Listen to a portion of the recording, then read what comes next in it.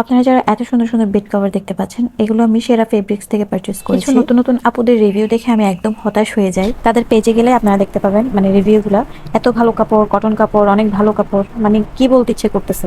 এক সেট পড়েছে 330 টাকা করে। যাই হোক, দামটা যেমন, কোয়ালিটিটাও খুবই বাজে। যদিও এগুলো ডেলিভারি বয় থেকে আমার হাজব্যান্ড রিসিভ করে, যার কারণে চেক করা হয়নি। বিছানার পর সুন্দর লাগলেও যখন আমি এটা ওয়াশ করি, এটা খুবই বাজে হয়ে যায়, একদম বটা বটা হয়ে যায়, দেন ববলিং উঠে। আসলে কি বলবো, টাকা যেরকম প্রোডাক্টও সেম। আমার নিজেরই ভুল হয়েছে। আমি কয়েকটা রিভিউ দেখেছিলাম, হয়তো ভালো হবে এই এই ক্যাটাগরির, কিন্তু আমার মাথায় আছে যে এটা কম দামে এই জিনিস, তো কটন কাপড় তো পাওয়া যায় না, এই জিনিসটা আমার ভুল ছিল। তার মধ্যে আরও 3টা নিয়ে ফেলেছি। যাই হোক, এটা আমি নষ্ট করব না, এটা আমি কাজে লাগাবো। ভেতরে এই বেডশিটটা দিয়ে উপরে নরম পাতলা কাপড় দিয়ে আমি কাঁথা বানিয়ে ফেলতে পারবো। আর বাকি যে 2টা আছে ওগুলো আমার ডাইনিং টেবিলের মধ্যে কাপড় হিসেবে ব্যবহার করব। অবশ্যই আমি ভিডিও দিব এটা কিভাবে আমি ব্যবহার করছি। তো তো এই বিছানার চাদরে কোনোভাবে ঘুমানো সম্ভব না।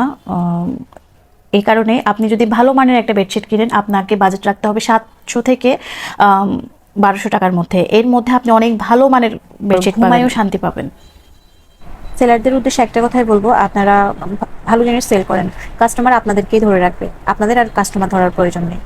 কম দামে বাজে কোয়ালিটির জিনিস মানুষ একবার নিয়ে যদি ঠকে যায়, সেকেন্ড বার আপনার জিনিস আর কোনোদিন নেবে না, যেভাবে আমি ঠকেছি।